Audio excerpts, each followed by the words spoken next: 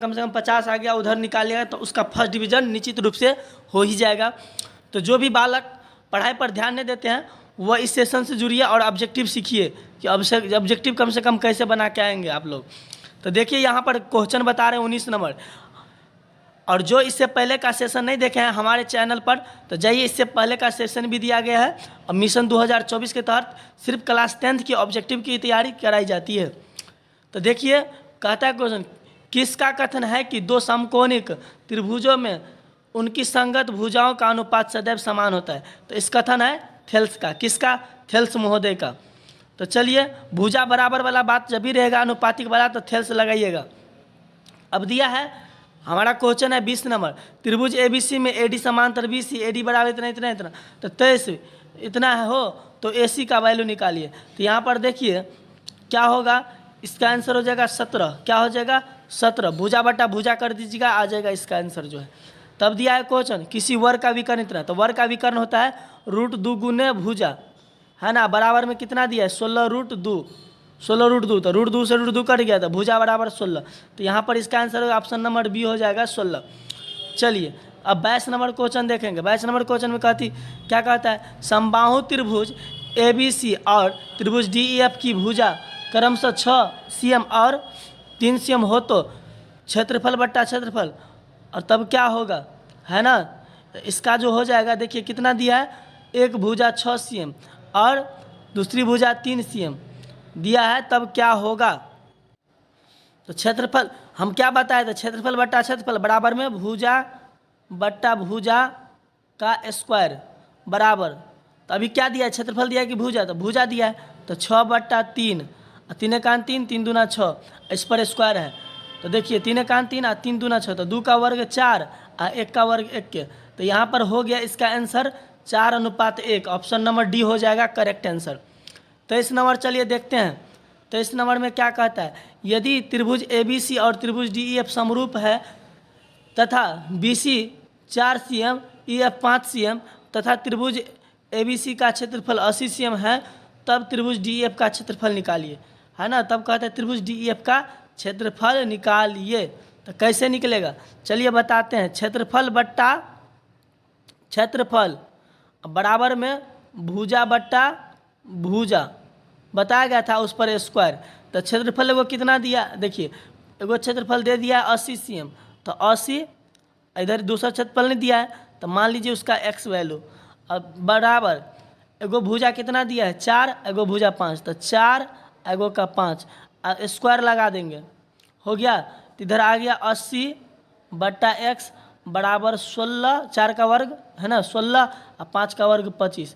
जब इसको कैलकुलेशन करिएगा आप कोना कोनी गुना करके, है ना, कैलकुलेशन करिएगा तो आपका आंसर आ जाएगा 125 cm स्क्वायर, दूसरा का क्षेत्रफल। इस प्रकार से निकाल लीजिएगा। चलिए अब 24 नंबर क्वेश्चन। 24 नंबर क्वेश्चन में कहता है दिए गए त्रिभुज ई एफ जी में एल एम समांतर एफ जी, तो एल ई क्या होगा, यहाँ पर दिया है सब कुछ, देखिए ये तो यहाँ पर कहता है एल ई निकालने के लिए, यानी ई भुजा निकालने के लिए। तो करिए क्या, माने कि x बट्टा 7.2 बराबर ई बटाते और फिर 1.8 बट्टा 5.4, है ना, इसको कोना से गुना करिएगा तो आ जाएगा आपका आंसर क्या आ जाएगा। तो ऑप्शन नंबर जो है बी करेक्ट आंसर होगा। यहाँ पर देख लीजिएगा आप लोग, ऑप्शन नंबर बी आ जाएगा, आपका आंसर आ जाएगा। चलिए आगे बढ़ते हैं, आगे बढ़ेंगे 25 नंबर क्वेश्चन। 25 नंबर क्वेश्चन कहता है यदि एल समांतर एम हो तब ए का मान क्या होगा, है ना, इसका मान क्या होगा। तो चलिए आप लोग जानते हैं दोनों कोनों का योग क्या होता है 180 होता है। 3a यानी अल्फ़ा प्लस 60 और plus 4 alpha plus 40 is equal to में 180, है ना, 180 दे दीजिए। और 3a और 4a तो कितना हो गया 7a प्लस 6 60 और 40 डिग्री, तो 100 डिग्री हो गया। अब बराबर में 180। अब क्या करिए 7a 3a और 4a 7a हुआ ना, इस प्रकार से 180 इधर, तो बराबर में 180 में से, है ना, तो 80 चला 100 चला गया तो कितना बच गया 80 बच गया, तो 7a बराबर 80 बच गया। अब देखते हैं यहाँ पर कितना हो जाएगा आंसर, तो यहाँ पर काट देंगे, कितना हो जाएगा इसका आंसर, 1 मिनट। चलिए यहाँ पर संगत कोण बराबर वाला फार्मूला लगा देंगे तो बन जाएगा।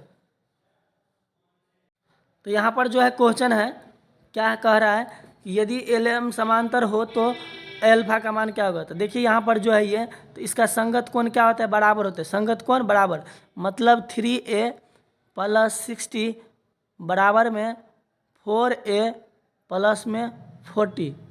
अब देखिए 3 अल्फा प्लस में है तो इस साइड में माइनस में a बराबर में 40 और प्लस में था तो माइनस में 60।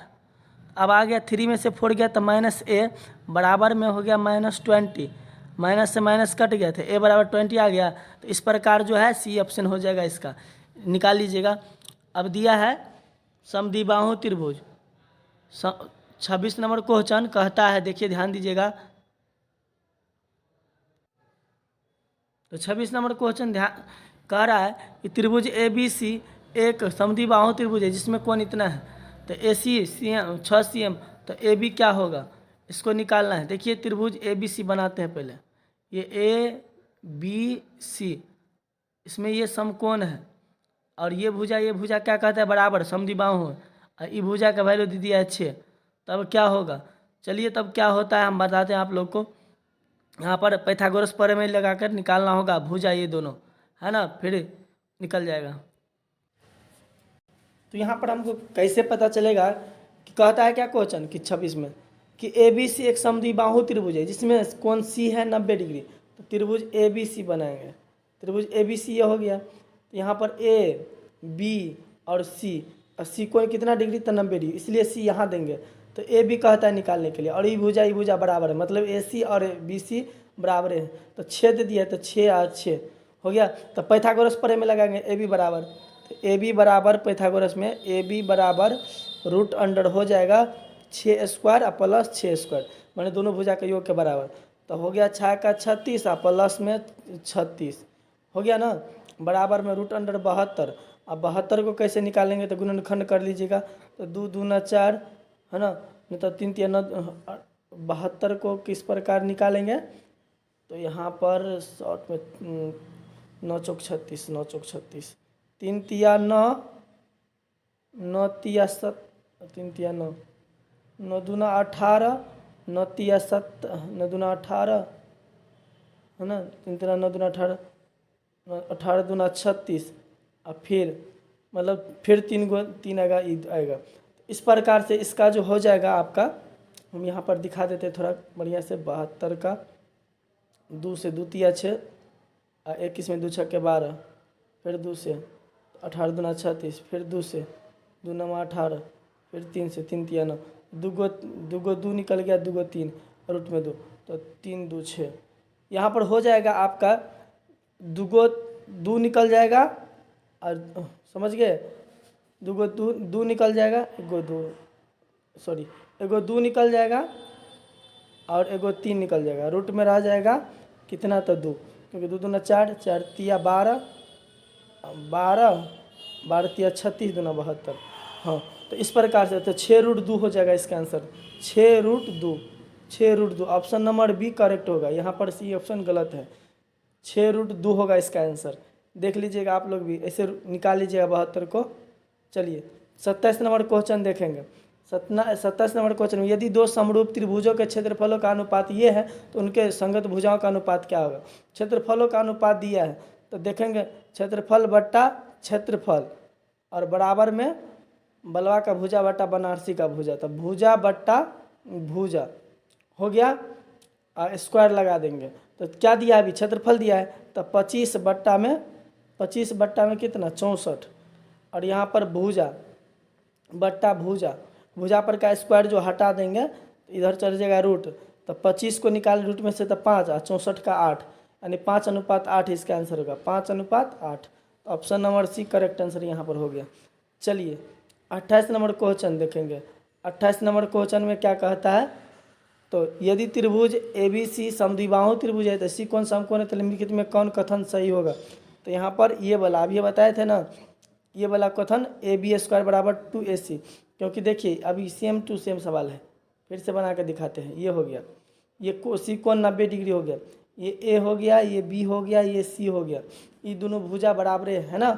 तो ए बी बराबर, तो ए बी स्क्वायर बराबर में बी सी स्क्वायर और प्लस में ए सी स्क्वायर हो गया। अब देखिए ए बी स्क्वायर बराबर में ये दोनों भुजा बराबरे हैं, तो दोनों के जगह पर हम ए सी ले सकते हैं, तो 2ac स्क्वायर हो गया, इसीलिए option number A correct answer होगा। अब 29 नंबर देखिए यहाँ पर क्वेश्चन, त्रिभुज पी क्यू आर में यदि पी क्यू स्क्वायर बराबर इतना इतना है तो कौन सा कोण होगा, तो ये 90 डिग्री कोण का होगा, है ना। कौन सा कोण समकोण होगा, तो आर कोण क्या होगा, समकोण होगा, क्योंकि दोनों बगल क्या है आर, इसमें भी है इसमें, दोनों साइड आर है, इसलिए आर कोण समकोण होगा।